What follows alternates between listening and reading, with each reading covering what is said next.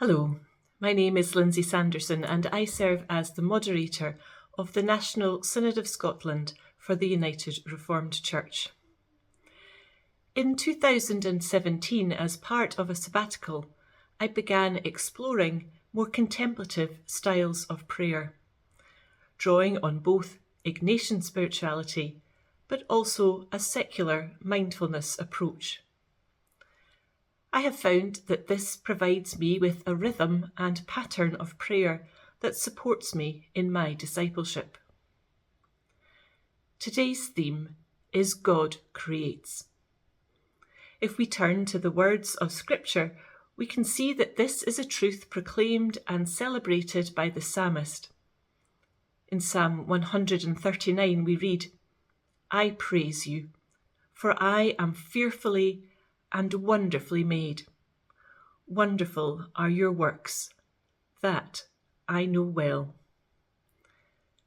God has created each one of us in God's image and likeness, with care and compassion, in all our intricacy and diversity.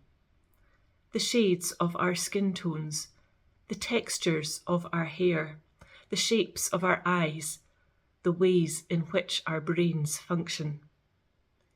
Each element is fearfully and wonderfully made and worthy of praise.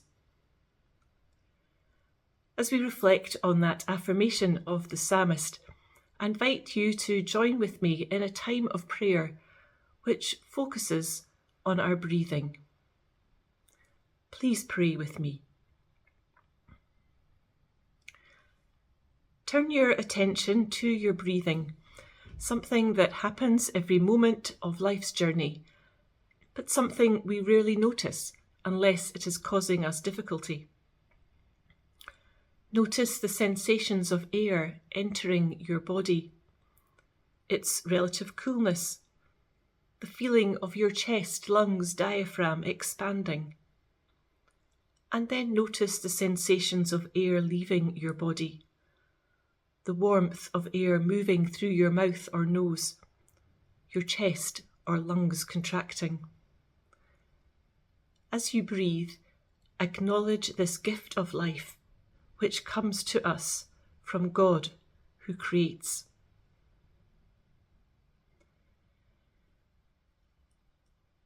As you sit and pray and allow the rhythm of your breath to settle and still yourself in God's presence, don't worry if you find your mind drawn to other things, planning for the future, dwelling on the past. When you notice this has happened, kindly and gently return your focus to your breath and God's gift of life to you and to the world. When you're ready to bring this time of prayer to a conclusion, you may like to recall the words of the psalmist. I praise you, for I am fearfully and wonderfully made. Thank you. This way of praying has become part of my daily life as a disciple. It allows me and reminds me to connect with God, the one who creates and is the source and sustainer of life.